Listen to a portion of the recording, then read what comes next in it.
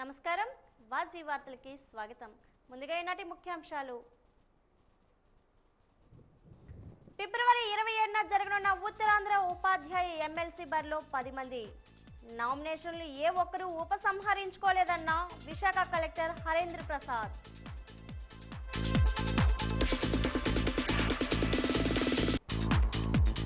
స్వార్థ ప్రయోజనాలకు అమాయకపు గిరిజనులు రెచ్చగొట్టవద్దు. వైసీపీ నాయకులకు హెచ్చరించిన మంత్రి గుమ్మడి సంధ్యారాణి.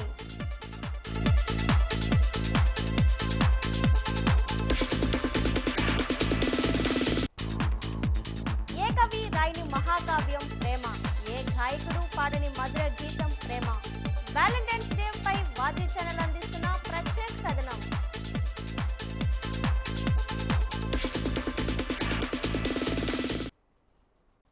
2 రోజుల పర్యటన నిమిత్తం వాషింగ్టన్ చేరుకున్న ప్రధానమంత్రి నరేంద్ర మోడీకి అమెరికాలో ఘన స్వాగతం లభించింది. తన పర్యటన సందర్భంగా ప్రధానమంత్రి మోడీ వైట్ హౌస్ను సందర్శించే ప్రముఖుల అధికారిక అతిథి నివాసం అయిన బ్లేయర్ హౌస్లో బస చేస్తారు. బ్లేయర్ హౌస్కు అధ్యక్షులు, రాజవంశీయులు మరియు ప్రపంచ నాయకులకు ఆతిథ్యం ఇచ్చిన గొప్ప చరిత్ర ఉంది.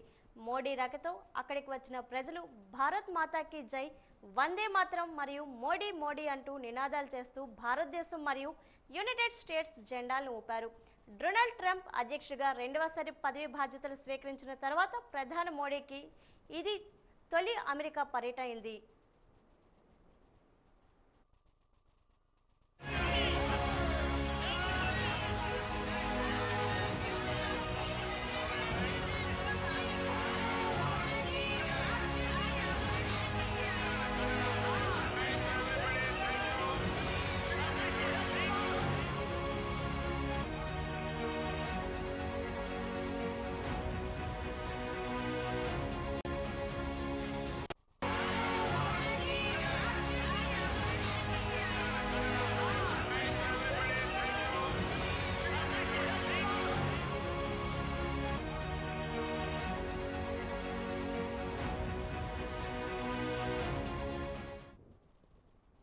బర్డ్ ఫ్లై పైన ఆందోళన చెందవలసిన అవసరం లేదని ఏపీ వ్యవసాయ శాఖ మంత్రి అచ్చెన్నాయుడు అన్నారు. ఉడికించిన చికెన్, గుడ్లు తింటే ప్రమాదం ఏమీ లేదన్నారు. బర్డ్ ఫ్లై పైన నిత్యం సమీక్షిస్తున్నట్లు చెప్పారు. సచివాలయంలో నిర్వహించిన మీడియా సమావేశంలో మంత్రి మాట్లాడారు. బర్డ్ ఫ్లై పైన కొన్ని పత్రికలు, సోషల్ మీడియా ప్రజల్లో భయాన్ని సృష్టిస్తున్నాయి. ప్రజలను భయాందోళనకు గురిచేస్తే కఠిన చర్యలు తప్పవని హెచ్చరించారు. రాష్ట్ర ముఖ్యమంత్రి గారు భోపాల్లో ఉన్నటువంటి సీనియర్ శాస్త్రవేత్తలతో మాట్లాడారు. కేంద్ర ప్రభుత్వం సెక్రటరీ గారితో కూడా దీని మీద డీటెయిల్గా డిస్కస్ చేయడం జరిగింది. ఆయన కూడా వాళ్ళ టీమ్స్కి పంపించారు. రేపు స్వయాన ఆయన కూడా ఇక్కడికి వచ్చి మొత్తం పర్యవేక్షిస్తామని చెప్పి స్పష్టంగా మాటిచ్చారు. నేను నిన్నే చెప్పాను, పశ్చిమ గోదావరి, కృష్ణా జిల్లాల్లో ఉన్నటువంటి 5 ఫార్ముల్లో ఈ వ్యాధి సోకిందని. ఇప్పుడు ఏదైతే వ్యాధి సోకినటువంటి ఫార్మ్స్ ఉన్నాయో ఈ ప్రాంతం అంతా కూడా బయోసెక్యులర్ జోన్గా ప్రకటించి ఆఫీసెస్కి అక్కడ డిప్యుటేషన్ పెట్టి స్ట్రిక్ట్గా అమలు చేస్తున్నాం. అదేవిధంగా 3 ఫామ్లో కల్లింగ్ అంతా పూర్తి చేసాం. ఇంకా 2 ఫామ్స్లో జరుగుతుంది. ఇంకో గంటకి ఆ కార్యక్రమం కూడా పూర్తవుతుంది. ఇతర ప్రాంతాల్లో ఎక్కడ కూడా బర్డ్స్ చనిపోయినట్టుకు కానీ ఈ వ్యాధి సోకినట్టుకు కానీ ఎక్కడ కూడా దాఖలాలు లేవు. రాత్రి నేను చెప్పినట్టుగా దీని మీద రిస్ట్రిక్షన్స్ ఏవీ లేవు. ఉడికించినటువంటి గుడ్లు కానీ ఉడికించినటువంటి మాంసం కానీ తింటే ఎటువంటి సమస్య లేదని కూడా స్పష్టంగా రాష్ట్ర ప్రభుత్వం నుంచి తెలియజేస్తున్నాను. ఇప్పటికే జిల్లా కలెక్టర్లు, పశుసంవర్ధక శాఖ అధికారులు మరియు వైద్య శాఖ సిబ్బంది కామన్గా పరిస్థితిని ప్రతి గంటకి అంచనాలు వేసి ఎక్కడైనా ఇటువంటిది బయటపడితే ఇమీడియట్గా నిమిషాల మీదే అది వాస్తవమా కాదా తెలుసుకొని చర్యలన్నీ కూడా తీసుకున్న విషయం కూడా తెలియజేస్తున్నాను. ఉత్తరాంధ్ర పరిధిలోని విశాఖపట్నం, విజయనగరం, శ్రీకాకుళం, అనకాపల్లి, అల్లూరు సీతారామరాజు, పార్తీపురం, మన్యం జిల్లాలకు సంబంధించిన ఉపాధ్యాయ ఎమ్మెల్సీ నియోజకవర్గ స్థానంలో 10 మంది పోటీ చేస్తున్నారని విశాఖపట్నం జిల్లా కలెక్టర్ రిటర్నింగ్ అధికారి ఎంఎన్ హరీంద్ర ప్రసాద్ తెలిపారు. ఫిబ్రవరి 3 నుంచి 10వ తేదీ వరకు జరిగిన నామినేషన్ ప్రక్రియలో భాగంగా 10 మంది స్వతంత్ర అభ్యర్థులు నామినేషన్లు దాఖలు చేశారని, వారిలో ఏ ఒక్కరూ నామినేషన్లు ఉపసంహరించుకోలేదని చెప్పారు. కావున వారంతా పోటీలో ఉంటున్నట్లేనని పేర్కొన్నారు. కలెక్టరేట్ వీసీ హాల్లో డీసీపీ అజిత, ఏఆర్ఓ, జిల్లా రెవెన్యూ అధికారి బిహెచ్ భవానీ శంకర్తో కలిసి వివిధ వివరాలను కలెక్టర్ వెల్లడించారు.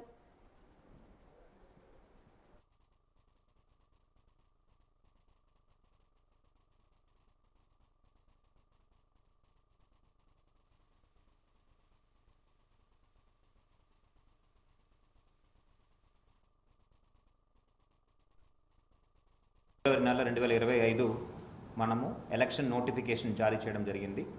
ఆ రోజు నుంచే నామినేషన్ స్వీకరణ ప్రారంభమైంది. 10వ తారీఖు దాకా జరిగిన నామినేషన్ ప్రక్రియలో మనకు 20 నామినేషన్స్ వచ్చినాయి. 10 మంది అభ్యర్థుల నుంచి నామినేషన్స్ రావడం జరిగింది. ఈ నామినేషన్ స్క్రూటినీ అనేది 11వ తారీఖు ఫిబ్రవరి నెల చేపట్టడం జరిగింది. ఈ స్క్రూటినీ ప్రాసెస్లో 4 నామినేషన్స్ రిజెక్ట్ చేయడం జరిగింది, 16 నామినేషన్స్ అక్సెప్ట్ చేయడం జరిగింది. ఈ ప్రాసెస్లో బరిలో ఉన్న 10 మంది నామినేషన్స్ కూడా అక్సెప్ట్ చేయడం జరిగింది. విత్డ్రాయల్ ప్రక్రియ అనేది ఈరోజు కంప్లీట్ అయింది. ఈరోజు 3 గంటల దాకా వాళ్ళకు అభ్యర్థులందరికీ కూడా విత్డ్రాయల్కి సమయం ఉండగా ఎవరు కూడా విత్డ్రాయల్ చేయలేకపోవడం వల్ల బరిలో ఇప్పుడు 10 మంది క్యాండిడేట్స్ కూడా ఉన్నారు. ఈ 10 మంది క్యాండిడేట్స్ కూడా రానున్న ఎలక్షన్స్లో కంటెస్ట్ చేయడం జరుగుతుంది. మన ఎలక్షన్ డేట్ అనేది 27 ఫిబ్రవరి 2025, 27 ఫిబ్రవరి 2025 పొద్దున 8 గంటల నుంచి సాయంత్రం 4 గంటల దాకా ఈ ఎలక్షన్ ప్రక్రియ జరుగుతుంది. ఈ ఎలక్షన్లో టీచర్స్ అందరూ కూడా ఓటర్స్గా నమోదు కాబడి ఉన్నారు. మొత్తం సంఖ్య చూస్తే ఎలక్టర్స్ ఒక సంఖ్య చూస్తే మేల్ ఎలక్టర్స్ తీసుకుంటే 13,580 మంది, 13,508 electors are there. Female electors వచ్చేటప్పటికి, మహిళలు వచ్చేటప్పటికి 8,985, 8,985 ఎలక్టర్స్ ఆర్ దేర్.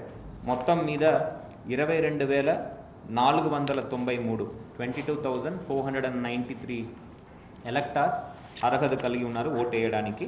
సో వీళ్ళందరూ కూడా 27వ తారీఖు ఫిబ్రవరి నెల మార్నింగ్ 8 నుంచి సాయంత్రం 4 గంటల దాకా మనము నోటిఫై చేసిన పోలింగ్ కేంద్రాల్లో వాళ్ళ యొక్క ఓటు హక్కుని వినియోగించుకోవడం జరుగుతుంది. 1/70 చట్టాన్ని తెదేపా ప్రభుత్వం పరిరక్షిస్తుంది అని మంత్రి గుమ్మడి సంధ్యారాణి స్పష్టం చేశారు. సాలూరు పట్టణంలోని తెలుగుదేశం పార్టీ కార్యాలయంలో ఏర్పాటు చేసిన మీడియా సమావేశంలో మాట్లాడుతూ 275 జీవో తెదేపా వ్యవస్థాపకుడు ఎన్టీఆర్ తీసుకొచ్చారని అన్నారు. అరకు, పాడేరు ప్రాంతాల్లో ఇంటర్మీడియట్ ప్రాక్టికల్ పరీక్షలు కూడా వాయిదా పడేలా వైసీపీ నాయకులు కుట్ర చేశారని, అమాయకపు గిరిజనులు రెచ్చగొట్టి తమ స్వార్థ ప్రయోజనాలు కొనసాగిస్తున్నారని ఆరోపించారు. గతంలో 7 ఎస్టీ నియోజకవర్గాలు వైసీపీ ఖాతాలో ఉండేవి, కానీ ఇప్పుడు పరిస్థితి మారింది. అందుకే గిరిజనులు రెచ్చగొడుతున్నారు అని అన్నారు.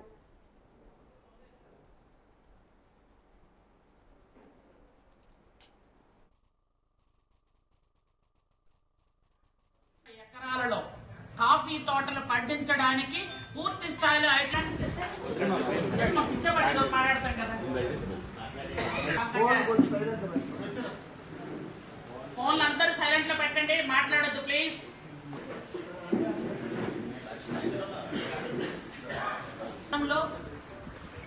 గిరిజనులు స్వేచ్ఛగా స్వతంత్రంగా ఈరోజు జీవిస్తున్నారు అని అంటే కారణం ఈరోజు కూటమి ప్రభుత్వం చేస్తున్నటువంటి అభివృద్ధి కార్యక్రమాలు.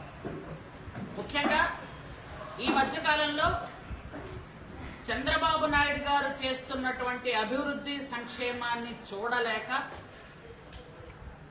వాళ్ళ ఉనికిని కోల్పోతున్నారు అని ఒక బాధతో ఈ మధ్య కాలంలో అరకు పాడేరులో ఒక విషబీజాన్ని నాటాలని ప్రయత్నం చేస్తున్నారు.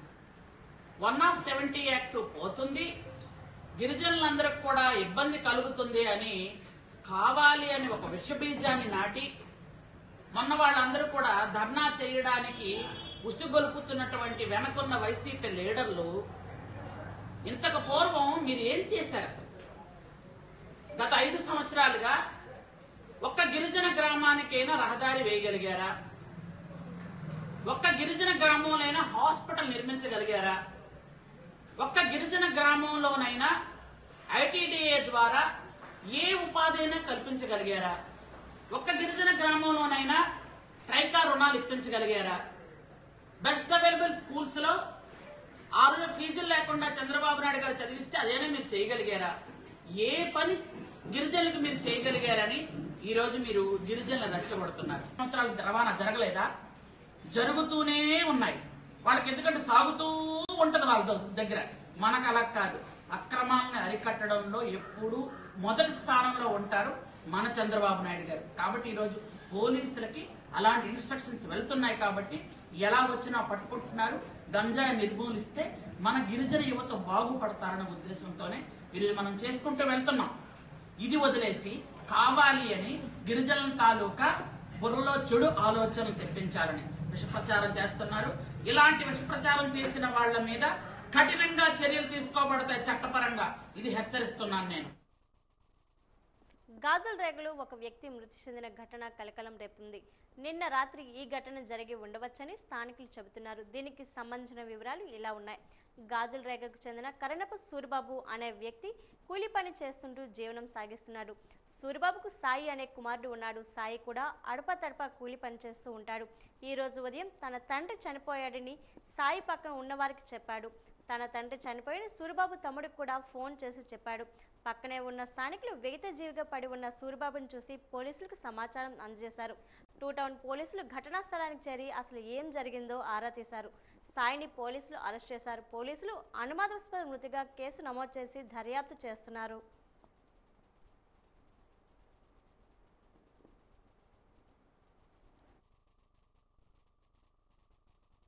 చనిపోయిన పేరు రాజబాబు అండి, కర్ణపు రాజబాబు. మేమైతే అతను బెదర్నానండి. నేనైతే ప్రస్తుతానికి ఇక్కడ లేనండి, వైజాగ్లో ఉన్నాను. ఆ ఫోన్ చేసి తెలియపరిస్తే నేను వచ్చాను. ఏం జరిగిందంట? అంతకుముందు గొడవలు అవి అండి ఆ తండ్రి కొడుకులకి. గొడవలు అయితే మరి నేను చెప్పినా సరే వినోడు కాదండి. ఫస్ట్ నుంచి చిన్నప్పటి నుంచి కూడా అంతేనండి. ఎందుకు మీ అన్నయ్య అబ్బాయి ఎందుకు అలా తయారయ్యారంట? అంటే హాస్టల్లో గట్రా అన్నీ చేసామండి. హాస్టల్లో జాయిన్ చేయడం, చదివించడం, సహకరించడం అన్నీ చేసాం. కానీ ఆడు మరి వినలేదు అవల మాట కూడా. చదువుకున్నాడా? లేదా 4వ తరగతి చదువుకుంటాడు. హాస్టల్లో కూడా జాయిన్ చేసిన కూలిపోయానండి. కూలిపోయాను. మీ అన్నయ్య గారు ఏం చేస్తారు? కూలిపోయానండి. మీ అన్నయ్య గారికి నేను కూలిపోయాను. అంత అవుతాడు, గంజాయి గట్ట తాగుతాడు అన్నాను. ఆ కుర్రాడు మటుకు, తండ్రి మటుకు మా వాళ్ళు మంది తాగుతాడు. గతంలో నేను కళ్ళంకం ఇంటికి భోజనకు వచ్చే టైంలో తండ్రిని కొడుకు కొడతానండి. కొడితే నేను ఎల్లకి భయపడ్డాను. ఎందుకంటే ఆడి చేతులను బేడ్లు గట్ట ఉంటాయండి. ఇంతకుముందు 2-3 సార్లు హెచ్చరిస్తే మాకు ఆడి వల్ల నష్టం జరిగిందండి. గొట్ట విరిచడం, గోళ్ళు కొట్టడం, కట్టవుట్లు లాగేయడం కట్టండి. ఎప్పుడూ కొట్టుకుంటానండి వాళ్ళు. ఎప్పుడు అలా కొడుతుంటారు తండ్రిని. అలాగే అనుకోను, కానీ ఎంత పని చేస్తారని మేము అనుకోలేదండి. ప్రతిరోజు కూడా ముసలోడు ఎక్కడో కష్టపడి ఊరి మీద తిరిగి 10 తెచ్చుకొని భోజనం చేస్తే తినే టైం కొడితే ఆయన భోజనం చేయడు. వాడు ఆయన కొట్టేస్తాడు. తీరా మోసి డబ్బులు అడుగుతాడు. డబ్బులు ఇవ్వకపోతే తంతాడు. మొత్తానికి ఇల్లు అమ్మేసి డబ్బు ఇచ్చి పెడతానండి అతనికి. వాళ్ళిద్దరు డిస్ట్రిబ్యూట్ ఇల్లు అమ్మించి డబ్బు ఇవ్వలేదని రోజు గొడవే కొడుక్కి తండ్రికి. వ్యసనం గంజాయి తాగి వస్తాడు ఎక్కువ. గంజాయి తాగితే ఎవరిల్లా దేవుడే నా మాట అండు. ఎవరినైనా చేతులు బేడ్లు ఉంటాయండి. అది ఏమని చేస్తా గంజాయి మొత్తం మాకు ఎందుకంటే ఆడుతుంది. ఏం జరిగింది అంటారు చెప్పండి. ఏం జరిగిందో ఆ ఇంట్లో ఉన్నారు నిద్రను. మీరు వస్తాను ఈ ఇంట్లోనేనండి. అన్ని కొడతాడు. ఎందుకు కొడతాడు? డబ్బులు ఇవ్వని. రాత్రి 9 గంటల ప్రాంతంలో తిరిగి ఆడియో చెప్పాడు. తెల్లవారు మా నాన్న చచ్చిపోయినని. మాకేం తెలుసు? రాత్రి మీద వాళ్ళు జబ్బలాడింది. తర్వాత ఉదయం నుంచి పాకివాళ్ళు కూడా దిగుచ్చండి. పాకివాళ్ళు ఎందుకు వచ్చారు మాకు అర్థం కాదు. ఆ దుప్పట్లు కాడ చుట్టుకునేరా పాకివాళ్ళు దిగొచ్చాడు. తెల్లారిపోయింది, తీసుకెళ్తే మరి లాభం లేదురా బాబు అని చెప్పేసి వాళ్ళు వెళ్ళిపోయారండి. తర్వాత ఆడాలి చిన్న ఫోన్ చేసండి, చిన్న నాన్న చచ్చిపోయాడని. అరే ఆడు చచ్చిపోయిన గారు నువ్వే చంపిస్తుంటారని అతను చెప్పాడండి. ఆ తర్వాత మా అందరికి వాళ్ళు ఇన్ఫార్మ్ చేసింది. ఉమ్మడి జిల్లాలో 41 గ్రంథాలయాలు ఉండగా మొత్తంగా 4 కోట్ల రూపాయల సెస్ బకాయిలు ఉన్నాయని జిల్లా గ్రంథాలయ సంస్థ కార్యదర్శి లక్ష్మి పేర్కొన్నారు. ఈ రోజు వాజీ న్యూస్తో మాట్లాడుతూ విజయనగరం, పార్వతీపురం 2 జిల్లాల్లో కలిసి మున్సిపాలిటీ నుండి, పంచాయతీల నుండి పెద్ద మొత్తంలో సెస్ రావాల్సి ఉందని అన్నారు. సాలూరు మున్సిపాలిటీ నుండి 44 లక్షలు, నెల్లిమర్ల నగర పంచాయతీ 30 లక్షలు, పార్వతీపురం మున్సిపాలిటీ నుండి 10 లక్షలు, పంచాయతీల నుండి 2 కోట్ల వరకు మొత్తంగా 4 కోట్ల రూపాయల వరకు సెస్ బకాయిలు రావాల్సి ఉందని అన్నారు. బకాయిల వసూలుకు తాను కార్యాలయాల చుట్టూ తిరుగుతున్నామని అన్నారు.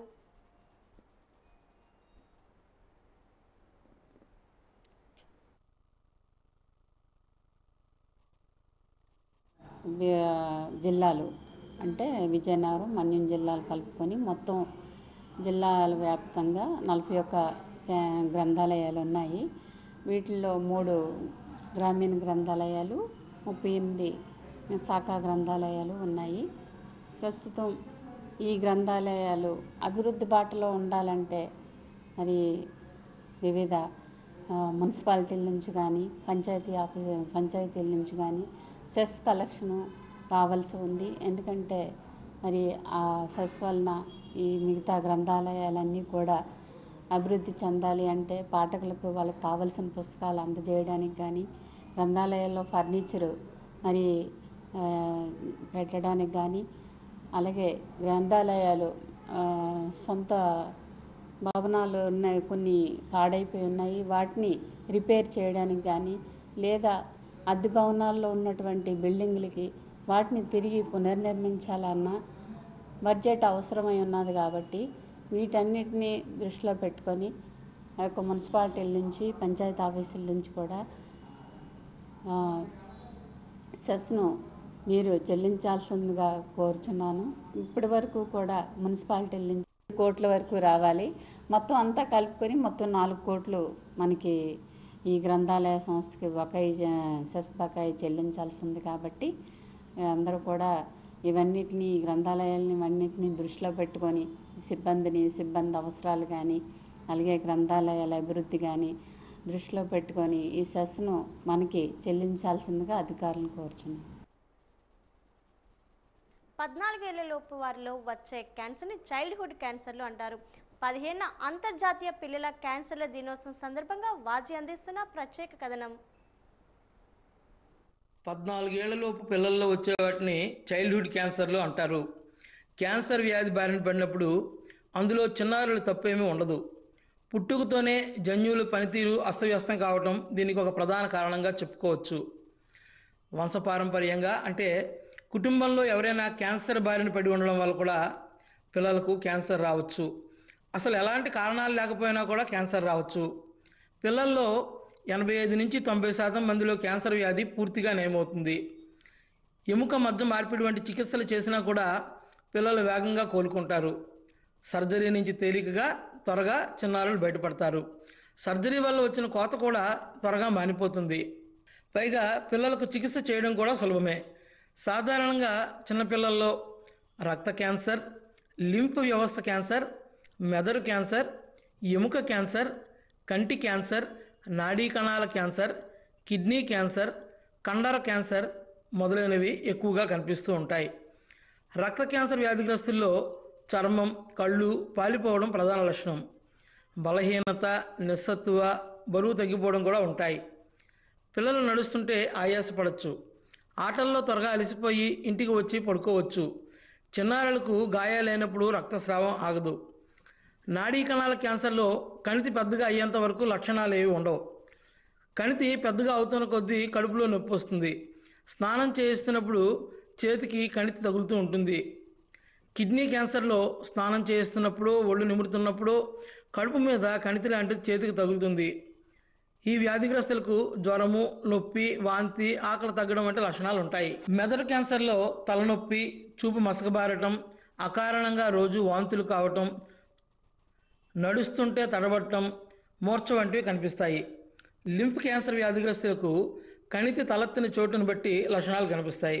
బరువు తగ్గిపోవటం, జ్వరం, నిస్సత్తువ, చంక, మెడ, గజ్జల్లో లింబు గ్రంథులు వాపు వంటివి కనిపిస్తూ ఉంటాయి. కంటి క్యాన్సర్ బారిన పడితే ఫోటోల ద్వారా దీన్ని తేలిగ్గా కనుక్కోవచ్చు. ఫోటో తీసినప్పుడు కంట్లో తెల్లగా ఫ్లాష్గా మెరిసినట్టు కనిపిస్తూ ఉంటుంది. ఎముక క్యాన్సర్లో కాళ్ళ మీద కానీ చేతుల మీద కానీ ఉబ్బు కనిపిస్తుంది. ముఖ్యంగా దెబ్బలేవి తగలకుండా అకారణంగా ఉబ్బితే నిర్లక్ష్యం చేయకూడదు. కండర క్యాన్సర్లో ఇది తల, మెడ, గజ్జలు, కడుపు, కటిభాగం, చేతులు, కాళ్ళు ఇలా ఒంట్లో ఎక్కడైనా తలెత్తచ్చు. ఇందులో ఆయా భాగాల్లో వాపు, లింపు గ్రంథులు ఉబ్బడం ప్రధానంగా కనిపిస్తూ ఉంటాయి. మన శరీరం అవసరమైనప్పుడే కణాలను సృష్టించుకుంటుంది. మామూలు కణాలు ఒక క్రమ పద్ధతిలో పెరుగుతూ విభజన చెందుతూ ఉంటాయి. కాలం తీరాక లేక దెబ్బతిన్నప్పుడు వాటంతటా అవే చనిపోతాయి. వీటి స్థానంలో కొత్త కణాలు పుట్టుకొస్తాయి. కానీ క్యాన్సర్ కణాలు అలా కాదు. నియంత్రణ అనేది లేకుండా విభజన చెందుతూనే ఉంటాయి. వృద్ధి చెందుతూనే పుడతాయి. చివరికి కణితిలా ఏర్పడతాయి. క్యాన్సర్ కణాలు చుట్టుపక్కల కణజాలాల్లో చొచ్చుకు వెళతాయి. వాటిని కూడా దెబ్బతీస్తాయి. ఇతర శరీర భాగాలకు కూడా విస్తరిస్తాయి. కాబట్టి వీటన్నిటి పట్ల అవగాహన అవసరం. రాష్ట్రంలో కూటమి ప్రభుత్వం అధికారంలోకి వచ్చిన వెంటనే వాలంటీర్లందరికీ న్యాయం చేస్తామని చంద్రబాబు చెప్పిన మాటలు నమ్మి రాష్ట్రంలో 1,65,000 మంది రాజీనామాలు చేయకుండా ఎన్నో ఆశలు పెట్టుకొని ఎదురు చూస్తున్నారని, వాలంటీర్లు కొనసాగిస్తున్నట్లు రాబోయే అసెంబ్లీ సమావేశంలో ప్రకటన చేయాలని ఏఐటీయూసీ జిల్లా ప్రధాన కార్యదర్శి బుగత అశోక్ డిమాండ్ చేశారు. ఏపీ గ్రామ వార్డు సచివాలయ వాలంటీర్స్ యూనియన్ ఆధ్వర్యంలో దాసనపేట రైతు బజార్ జంక్షన్ మండు 10లో అల్లూరు సీతారామరాజు విగ్రహం ముందు మోకాళ్ళపై నిలబడి వాలంటీర్లు నిరసన తెలిపారు. ముఖ్యమంత్రి గారు, వాలంటీర్లకి మీరు ఇచ్చిన మాట నిలబెట్టుకోండి, మమ్మల్ని మోసం చేయకండి అని నినాదాలు చేశారు. నేను నా బాధ, మేము అందరి బాధ చెప్పుకున్నా సరే అతను మాత్రం నోరు మాత్రం విప్పడం లేదు చంద్రబాబు నాయుడు గారు. ఎండనక వానక ఎన్నిసార్లు మమ్మల్ని రోడ్డు మీద తెచ్చి ఇలా మోకాల మీద ఏంటి ఇలా తిరగడం కానీ అన్నీ చేస్తున్నాం కానీ ఒక్కసారి నోరు విప్పడం మాత్రం తెలియడం లేదు. ఇంతకన్నా ఇంకేం చేయాలో కూడా మాకు అర్థం కావడం లేదు. ఇంకా పిల్లలను కూడా తీసుకొచ్చేయాలంటే తీసుకొచ్చేస్తాం. ఇంకా వాలంటీర్ ఉద్యోగం కావాలని వచ్చామండి మేము. ఇన్ని నెలలు 9 నెలలు అవుతుంది. దీని గురించి మాత్రం ఒక్కసారి కూడా అతను నోరు విప్పడం లేదు. పవన్ కళ్యాణ్ గారు కూడా ఒక్క మాట చెప్పడం లేదు. అసలు తీసేస్తారా లేదా అయోమయంలో మమ్మల్ని పాడేశారు. ఇంకా మా ఫ్యామిలీస్ ఏమవ్వాలి, ఏమన్నా చేసుకున్నా సరే రేపనక బాధ్యత అంటూ మాత్రం ముఖ్యమంత్రి గారిదే వస్తుంది. దాని గురించి కూడా మేము అన్నిటికీ సిద్ధమయ్యే ఉన్నాం. దీని గురించి ఎంత దూరం అయినా సరే వెళ్ళడానికి మేము రెడీగానే ఉన్నాం. వాలంటీర్లకు ఉద్యోగాలు ఇచ్చారు. అప్పుడు 2,65,000 మంది రాష్ట్ర వ్యాప్తంగా ఉంటే ఇలా 2024 ఎన్నికల సందర్భంలో చాలామంది చేత గత ప్రభుత్వం బలవంతంగా రాజీనామాలు చేస్తే చాలామంది సుమారు 1,00,000 మంది సుమారుగా రాజీనామా చేస్తే ఇవాళ రాష్ట్ర వ్యాప్తంగా 1,65,000 మంది రాజీనామా చేయకుండా కూటమి ప్రభుత్వం వస్తుంది. చంద్రబాబు నాయుడు గారు, పవన్ కళ్యాణ్ గారుల మీద విపరీతమైనటువంటి నమ్మకం పెట్టుకొని వీళ్ళు మాట ఇస్తే మాట తప్పరు, ఖచ్చితంగా వాలంటీర్లందరికీ న్యాయం చేస్తారని ఎన్నో ఆశలతో బలవంతంగా రాజీనామాలు చేయించినప్పటికీ కూడా వీళ్ళు చేయకుండా మనోధైర్యంతో ముందుకున్నారు. ఈ మొన్న జరిగినటువంటి ఎలక్షన్స్లో కూడా వీళ్ళందరూ ఓట్లు వేశారు. అలాగే వీళ్ళకి తెలిసిన వాళ్ళ చేత ఓట్లు వేయించారు. కానీ 8 నెలలు కావస్తుంది. వాలంటీర్ల వ్యవస్థ కొనసాగిస్తామని హామీ ఇచ్చారు. అలాగే ఉగాది రోజున చంద్రబాబు నాయుడు గారు స్వయంగా చెప్పారు, ఉగాది రోజున వాలంటీర్లు కొనసాగిస్తాం, 10,000 రూపాయలు ఇస్తామని. వారాహి యాత్రలో కూడా పవన్ కళ్యాణ్ గారు చెప్పారు, వాలంటీర్లు కొనసాగిస్తాం, 10,000 రూపాయలు.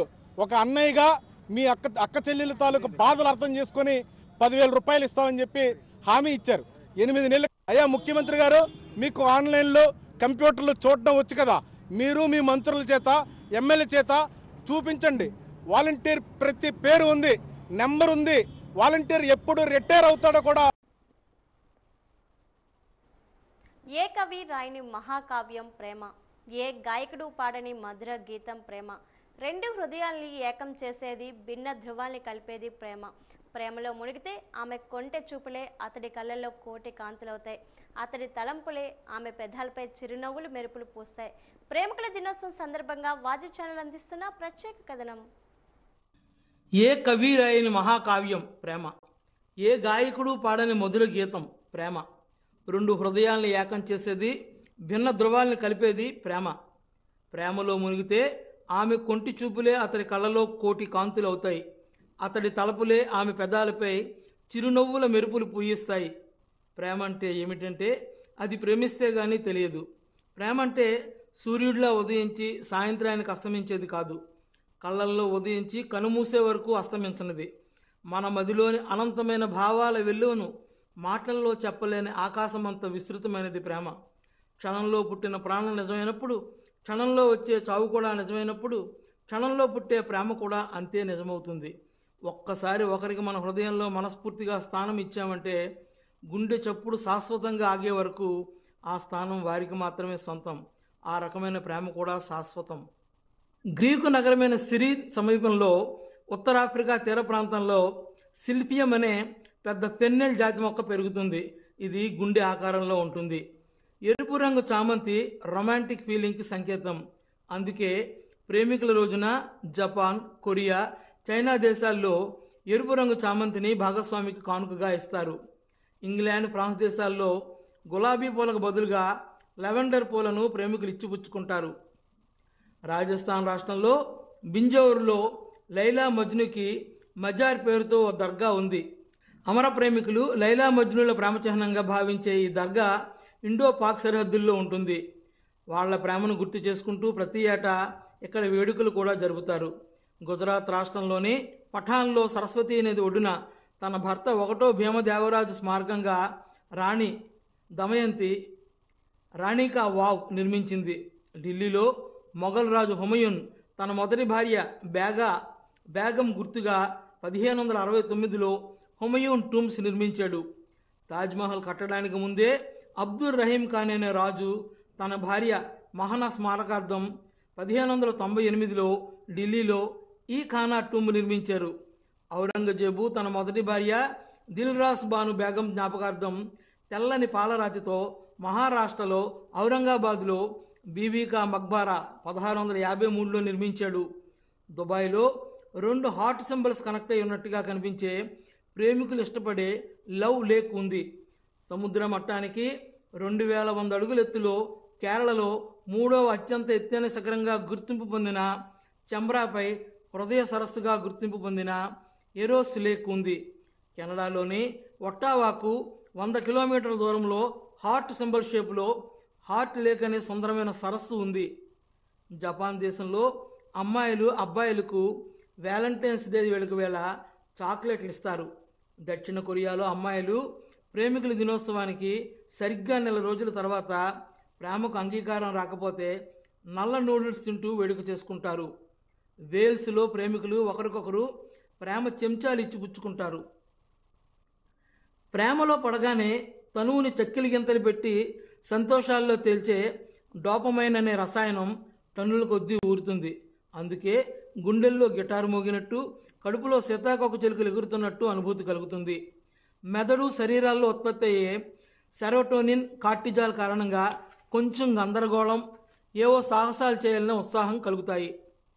ప్రేమించిన వ్యక్తిని చూసినప్పుడు కంటిపాప సైజు 45% వరకు పెరుగుతుంది. ప్రేమికులు ఒకరి కళ్ళలోకొకరు చూసుకుంటున్నప్పుడు వారిద్దరి గుండెలు ఒకే లయతో స్పందిస్తాయి.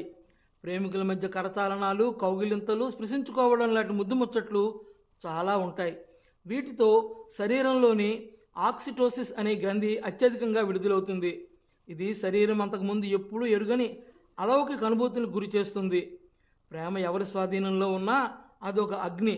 అంటిద్దామంటే అంటుకోదు, ఆర్పుదామంటే ఆరదు.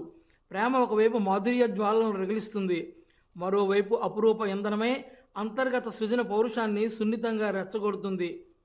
లేత వయసు తమకపు గమకాల రూపంలో తళుకులీనే దీపకాంతిని ప్రేమికులు తమ సృజన పాటవానికి ఇంధనంగా మార్చుకున్నప్పుడే ప్రేమకు నిజమైన సార్థకత. వాజీ ప్రేక్షకులకు వ్యాలంటైన్స్ డే శుభాకాంక్షలు. విజయనగరంలో పంజాబ్ నేషనల్ బ్యాంక్ ఏర్పాటు చేసిన ఎంఎస్ఎంఈ లోన్ ఎక్స్పో 2025ను Punjab national bank assistant general manager Pavan Gupta ప్రారంభించారు. ఈ సందర్భంగా ఏజీఎం పలువురు బ్యాంక్ ఖాతాదారులతో పాటు నగరంలో ప్రముఖ వ్యాపారస్తులకు ఎంఎస్ఎంఈ లోన్స్తో పాటు బ్యాంక్ సేవలను వివరించారు.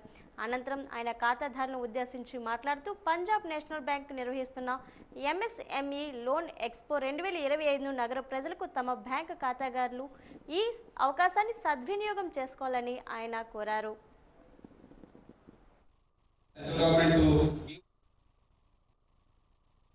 ఎంఎస్ఎం ఎక్స్పో తాలూకు ముఖ్య ఉద్దేశం ఏంటంటే మా బ్యాంకులో ఉన్న ఏవైతే కొత్త స్కీమ్స్ వచ్చాయి, ఈజీఎస్టీ, ఆన్లైన్లోనే ఇప్పుడు మనం డైరెక్ట్గా లోన్ అప్లై చేసుకునే విధానం ఏదైతే ఉందో అలాంటివి చాలా స్కీమ్స్ మేము ఆల్రెడీ రెడీ చేసి పెట్టాము. బట్ స్టిల్ అవేర్నెస్ ఇంకా ఎక్కువ ఉండాలని చెప్పేసి జనాల్లోకి ఇంకా బాగా వెళ్ళాలి, కస్టమర్స్కి ఇంకా అది ఈజీగా ఆన్ ఫింగర్ టిప్సే మనం లోన్ ఇచ్చే తాలూకా సిస్టమ్ డెవలప్ చేసినా కూడా దాన్ని ఇంకా ముందుకు తీసుకెళ్లాలనే ఉద్దేశంతో ఈ తాలూకా ఎంఎస్ఎం ఎక్స్పో ఒకటి కండక్ట్ చేసేసి ఇందులో పర్టికులర్గా మా తాలూకా ప్రతి ఒక్క స్కీమ్ దాని తాలూకా సాలియంట్ ఫీచర్స్ ఎలా ఉంటాయి, అవి మీకు ఎలా యూజ్ అవుతాయి, ఏ కస్టమర్స్కి ఎటువంటి బిజినెస్కి ఎలాంటి స్కీమ్ అయితే ఫిట్ అవుతుంది, ఇలాంటి ఒక పర్టికులర్ ఒక ప్రోగ్రామ్ తీసుకొచ్చి దాని తాలూకా ప్రజెంటేషన్స్ కానీ ఎంఎస్ఎంఈ ఎక్స్పర్ట్స్ని తీసుకొచ్చాము. వాళ్ళందరూ క్లియర్ కట్గా ఎక్స్ప్లెయిన్ చేస్తారు. తద్వారా మా స్కీమ్స్ అన్నీ కస్టమర్స్కి ప్రాపర్ వేలో వెళ్తాయి, వాళ్ళు అర్థం చేసుకొని దానికి తగ్గట్టుగా వాళ్ళు మాతో అప్రోచ్ అవుతారు. 35 crores వరకు టార్గెట్ పెట్టుకున్నామండి ఈ పర్టికులర్ ఈ స్కీమ్లో కొత్తగా మనం ఇచ్చే బడ్జెట్.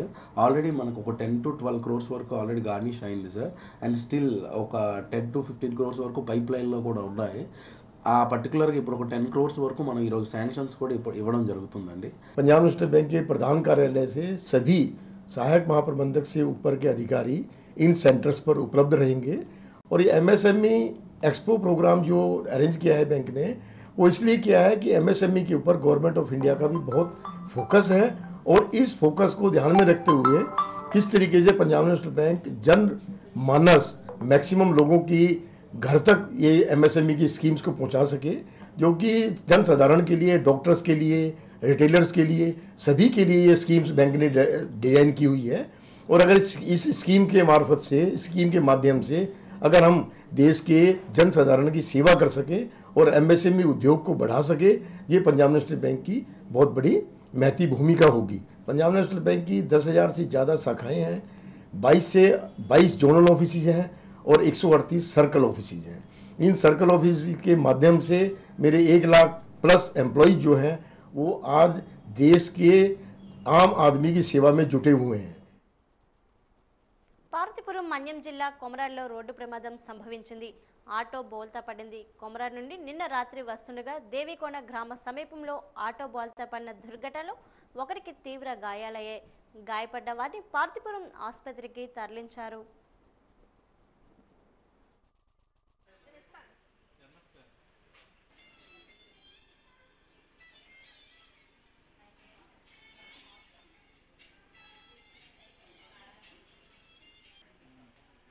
ఫస్ట్ బ్యాండేజ్ అయితే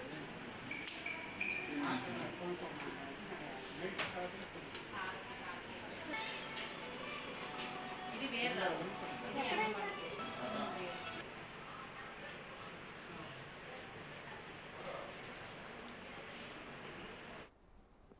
పార్వతీపురం ఎమ్మెల్యే బోనెల విజయ్ చంద్రపై కొన్ని పత్రికలు తప్పుడు వార్తలు ప్రచురించాయని, అటువంటి నిరాధారమైన వార్తలు నమ్మవద్దని కూటమి నాయకులు ఏర్పాటు చేసిన మీడియా సమావేశంలో వెల్లడించారు.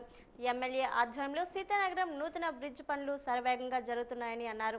వైసీపీ హయాంలో సీతానగరం బ్రిడ్జ్ నిర్మాణ పనులు నత్తనడక సాగిన విషయాన్ని ప్రస్తావించారు. నియోజకవర్గంలోనే పలు గ్రామాలకు బీటీ రోడ్లు కూడా నిర్మించారని, అన్ని విధాలా అభివృద్ధి చేస్తున్నారని వారు పేర్కొన్నారు. వాళ్ళతో ఈరోజు ఏదైతే అధినాయక మరి ఈ మధ్యకాలంలో ఒక చిన్న పేపర్లో మరి మా గౌరవ శాసనసభ్యులైనటువంటి శ్రీ బోనేల విజయ్ చంద్ర గారి మీద నిరాధారణమైనటువంటి తప్పుడు ఆరోపణలతో కొన్ని వ్రాతలు వ్రాయడం జరుగుతుంది. దాన్ని ఈరోజు ఇక్కడ మేము ఉన్నటువంటి నియోజకవర్గానికి చెందినటువంటి తెలుగుదేశం పార్టీ నాయకులు అందరం కూడా తీవ్రంగా ఖండిస్తున్నాం. మీకు ఏదైనా ఉంటే డైరెక్ట్గా అభివృద్ధి మీద కానీ, సంక్షేమం మీద కానీ, లేదు ఇంకా వేరే ఏ ఆరోపణల మీదైనా మీరు వచ్చి అడిగితే మేము ఖచ్చితంగా సమాధానం చెప్పడానికి ఎప్పుడూ కూడా తెలుగుదేశం పార్టీ నాయకులుగా మేము సిద్ధంగా ఉన్నామని కూడా మరి ముఖ్యంగా మీకు తెలియజేసుకుంటూ సంబరాలు చేసుకుంటారో ఆ విధంగా పెదబొండపల్లి కానీ, ప్రక్కనే ఉన్నటువంటి ఎంఆర్ నగరం కానీ ఆ ప్రజలందరూ కూడా మరి వాళ్ళని ఇబ్బంది పెడుతున్నటువంటి ఎవరైతే ఆ చుక్క శ్రీదేవి అనే ఆమె ఉందో ఆమెను ఎదుర్కొని పేదలకు న్యాయం చేసినటువంటి, దళితులకు న్యాయం చేసినటువంటి ఒక శాసనసభ్యులు ఈవేళ మాకు ఉన్నారు, మేము ధైర్యంగా ఇక జీవించవచ్చు అనేటువంటి ఆ ఉద్దేశంతో ప్రజలందరూ కూడా అక్కడ ఒక పండుగ వాతావరణంలో పండుగ చేసుకుంటే దాన్ని తప్పుగా ఏదో మహిళను మేము ఇబ్బంది పెడుతున్నాము, మా ఎమ్మెల్యే గారు ఇబ్బంది పెడుతున్నారని రాయడం కూడా అది కరెక్ట్ కాదు. దాన్ని విజయనగరంలో చికెన్ అమ్మకాలు చితికలు పడ్డాయి. పండగలా ఉండే చికెన్ దుకాణాలకు కళ తప్పింది. కలకల్లాడాల్సిన దుకాణాలు కళా విహీనంగా మారాయి. బర్డ్ ఫ్లూ వార్తలు రావడంతో చికెన్ అమ్మకాలు సగానికి సగం పడిపోయాయని దాసన్పేటకు చెందిన నాయుడు చికెన్స్ దుకాణ యజమాని ఆవేదన వ్యక్తం చేశారు. ఈరోజు వాజీ న్యూస్తో మాట్లాడుతూ తూర్పు పశ్చిమ గోదావరి జిల్లాలో బర్డ్ ఫ్లూ వ్యాధి పేరిట వార్తలు రావడంతో విశాఖ, విజయనగరం, శ్రీకాకుళం ప్రజలు కక్కాముక్క ముట్టుకోవడం మానేశారని, అందువల్ల వ్యాపారం సగానికి సగం తగ్గిందని అంటున్నారు. ఆదివారం వచ్చిందంటే 100 కేజీలు అమ్ముడుపోయేవి నిత్యం కనీసం 25 కేజీలు అమ్ముడయ్యేదని, ప్రస్తుతం 10 కేజీలు కూడా అమ్మడం గగనంగా ఉందని అన్నారు. పేపర్లో ప్రకటించిన ధరలు 180 ఉన్నా ప్రస్తుతం 60 రూపాయలకే అమ్ముతున్నట్లు చెప్పారు. హాఫ్ టు హాఫ్ తగ్గిపోయిందండి. సగాన సగం సేల్ తగ్గిపోయింది. రేటు మాత్రం తగ్గలేదండి. మాకు విజయనగరం జిల్లా, శ్రీకాకుళం, విశాఖపట్నం 3 జిల్లాలో తగ్గలేదు. కానీ సేల్ మాత్రం సగాన సగం తగ్గిపోయింది సార్. హాఫ్ 100 కేజీలు అమ్మడం 50 కేజీలు అమ్ముతాను.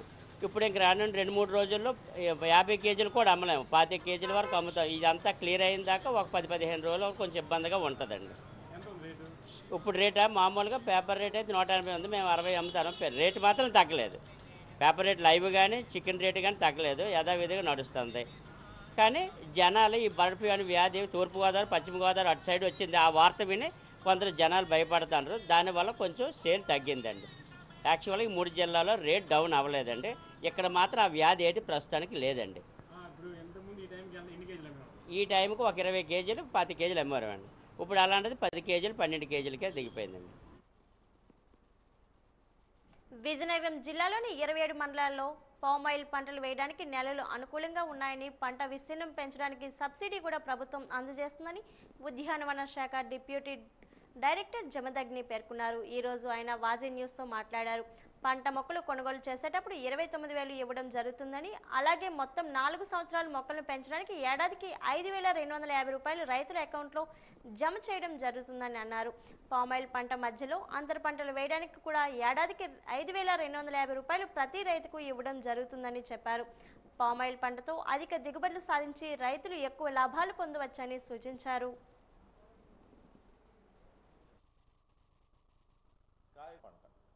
మనకి పామ్ ఆయిల్ ఎక్కడి నుంచి వస్తుందంటే ఆయిల్ పామ్ అనే చెట్ల నుంచి వస్తుందన్నమాట.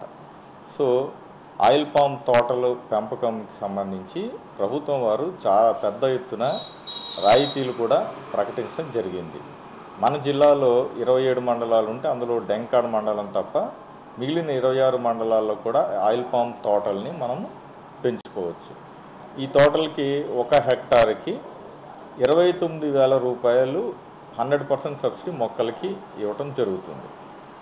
అట్లాగే అది కల్టివేషన్ చేసుకోవటానికి, దాన్ని పండించుకోవటానికి, దాన్ని సరి చేసుకోవడానికి మనకి ప్రతి సంవత్సరం కూడా 5,250 రూపాయల చొప్పున 4 సంవత్సరాల పాటు కల్టివేషన్ అసిస్టెన్స్ ఇస్తారు సబ్సిడీ కింద. ఇంతేకాకుండా మొదటి 4 సంవత్సరాలు మనకి దిగుబడి ఏమి రాదు కాబట్టి ఈ 4 సంవత్సరాల్లో ఏమైనా అంతర పంటలుగా వేసుకుంటే దానికి మళ్ళీ సబ్సిడీ 5,250 రూపాయలు 4 సంవత్సరాల పాటు ఇవ్వటం జరుగుతుంది. ఇలాగా మంచి ప్రోత్సాహకం గవర్నమెంట్ వారు ఇస్తున్నారు కాబట్టి ఖచ్చితంగా ఎవరైతే రైతులకి బోర్వెల్ సదుపాయం ఉంటుందో వాళ్ళు ఇప్పుడు ఏదైతే వాళ్ళు వరి కానీ లేకపోతే వేరే మొక్కజొన్న లాంటివి ఏమన్నా పండించుకుంటూ ఉంటే అవన్నీ కూడా ఈ ఆయిల్ పామ్లోకి కన్వర్ట్ అయినట్టయితే కనీసం మనకి 30 సంవత్సరాల పాటు మంచి దిగుబడి, కంటిన్యూస్ ఇన్కమ్ వచ్చే అవకాశం ఉంటుంది. దీనికి ఏంటంటే పంట వేసుకున్నాక మళ్ళీ డ్రిప్ ఇరిగేషన్ పెట్టుకోవడానికి కూడా ఏపీఎంఐపి వాళ్ళు ఎడిషనల్గా మన ఆయిల్ పామ్ సబ్సిడీతో పాటు వాళ్ళు సబ్సిడీ మీద డ్రిప్ పరికరాలు ఇస్తారు. సో ఈ మంచి అవకాశాన్ని అందరూ కూడా అందిపుచ్చుకుని వారి దగ్గర ఉన్న భూముల్లో ఏవైతే నీటి సదుపాయాలు ఉంటాయో అవన్నీ కూడా ఆయిల్ పామ్ కన్వర్ట్ అయితే చాలా బాగుంటుంది. ఇప్పుడు రేటు మనకి 1 టన్ను 20,000 పైన ఉందండి. వార్తలు ముగించే ముందు ముఖ్యాంశాలు మరోసారి. ఫిబ్రవరి 27న జరగనున్న ఉత్తరాంధ్ర ఉపాధ్యాయ ఎమ్మెల్సీ బరిలో 10 మంది. నామినేషన్లు ఏ ఒక్కరూ ఉపసంహరించుకోలేదన్న విశాఖ కలెక్టర్ హరేంద్ర ప్రసాద్.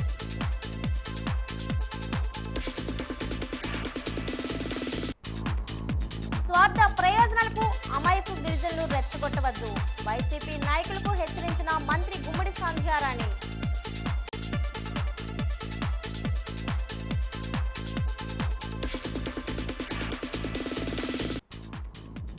ఏ కవి రాయని మహాకావ్యం ప్రేమ, ఏ గాయకుడు పాడని మధుర గీతం ప్రేమ. వ్యాలంటైన్స్ డే పై వాజీ ఛానల్ అందిస్తున్న ప్రత్యేక కథనం.